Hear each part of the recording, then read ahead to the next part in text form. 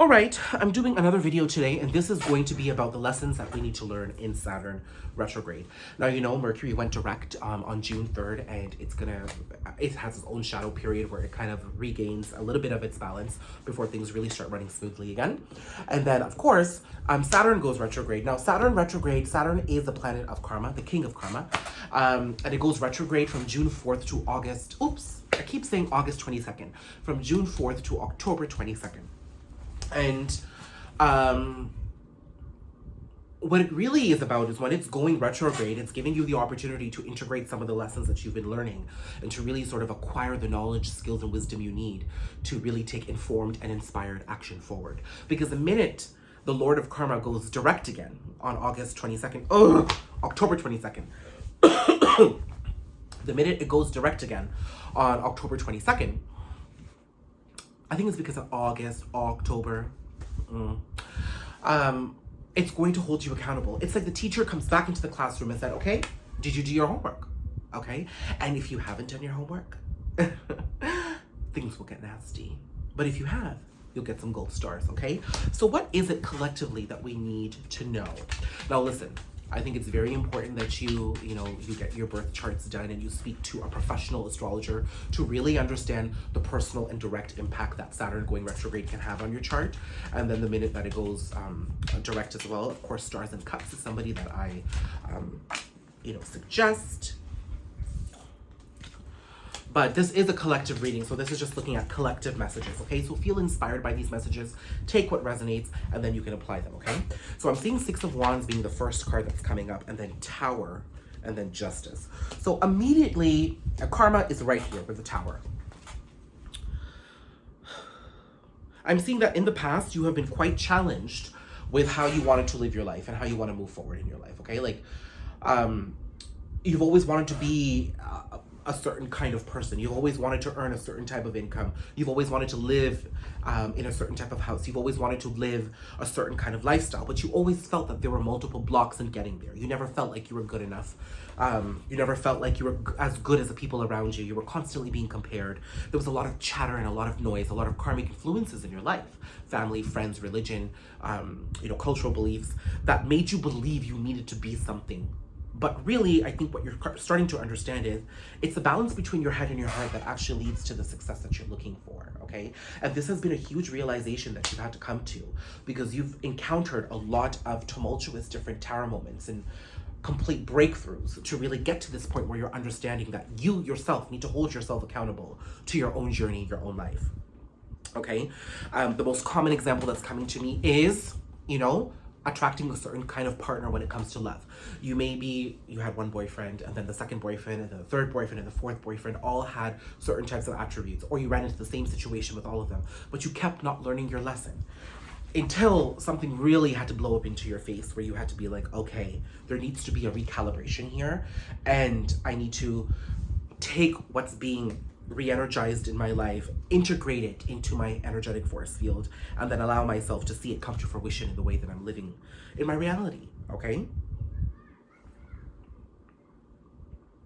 Basically, it's about knowing the lessons that needed to be learned, applying them, and then having a little bit of a trial and error process, okay? The trial and error process could be putting yourself back out into the dating market after a couple of, unfortunate and just, heartbreak situations and disappointments in the past, but still making the effort to put yourself out there and being vulnerable, whether things will work out or not. All because you're learning your lessons doesn't mean all of a sudden things are going to work out for you in your first try. No, it means that you are a little bit more aware, you are more present, and you're actively choosing consciously as you live your life. And through that, there will be a little bit more trial and error, but you don't take anything personally anymore. You know that everything is leading you forward, okay? Because with the Eight of Wands here, you know that you're moving forward regardless, okay? I love that. Ooh, moving forward to what? Oh, moving forward to wish fulfillment, sweetie. Look at that, okay? Now, I mentioned love. I am seeing that many of you have been attracting partners who have been emotionally unavailable. I am seeing an emotionally available partner come to you though, okay?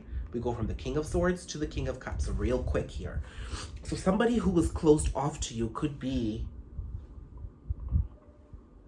I'm not getting much of a return energy here, but it's funny how I was constructing the sentence like I was going to talk about somebody from the past, but this could be somebody from the past. But what I'm seeing here is that you start attracting a different kind of person. And it's because you are a different kind of person, okay? So in the past, it may have been that you were attracting a lot of emotionally unavailable partners who couldn't be vulnerable, who couldn't give you what you needed, who couldn't collaborate with you in a reciprocal manner.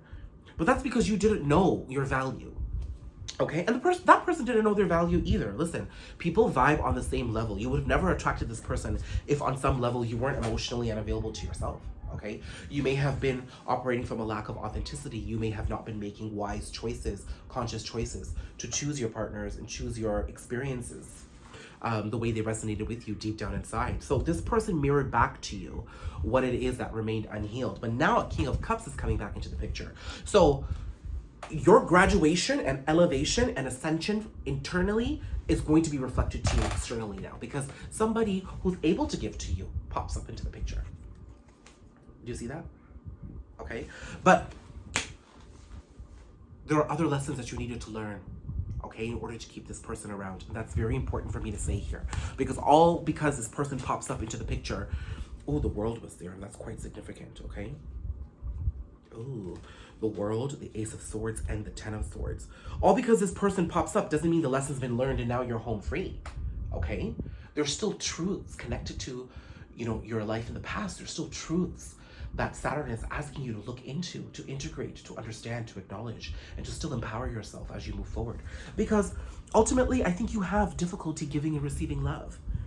So now, because you're understanding who you are and you have more self-love for yourself and you're not so attached to a person or an outcome, suddenly somebody emotionally available does pop up into the picture. And it's beautiful. It really is beautiful. But you're still being asked to operate from a place of truth, okay? Pay attention to your actions. See if you're acting out from a place of wounding. See what's being shown to you. All because this King of Cups comes in because he used to be a King of Swords doesn't mean he's perfect. He's got wounds too. So what are you willing to still entertain in a relationship? Where are your boundaries, right? This is a little bit of that trial and error process that needs to happen here. Because all because this, like I said, all because, and I'm going to sound like a broken record here, all because this person pops up doesn't mean the lesson's complete and the cycle's closed. You're still moving through those cycles, because now you've learned some of your lessons, but now with this beautiful King of Cups, you're being given an opportunity to apply them, to integrate them, and see how you can move forward. Okay? So I think it's very important for you to maybe put pen to paper and make a list of some of the things that you've been working on, some of the things that you don't want to repeat, some of the things that you still need to heal within yourself, so that you can hold yourself accountable to your actions, and so can this person. Because between this June 4th to August 22nd, October 22nd period, this is the opportunity for you to do some of that work. This is the opportunity for some of that trial and error to take place. The Star and the Hermit.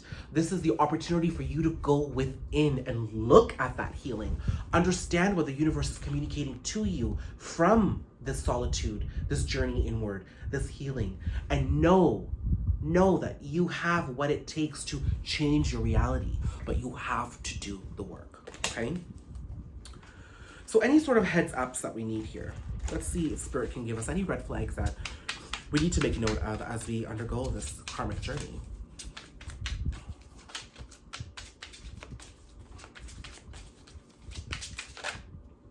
Two of Pentacles.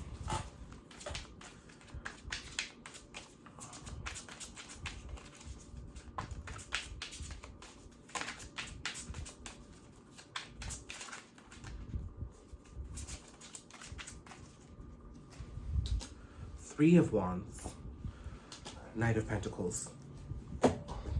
What I'm specifically understanding here is that a lot of you are staying busy, overworking as a way to overcompensate for the parts of your life where you don't feel like you're being validated, seen or heard, understood, or where you're frankly just feeling lonely. So what you're doing is you're overworking. You know, you're filling up your calendar, you're staying busy because you want to be distracted from your emotions. But really,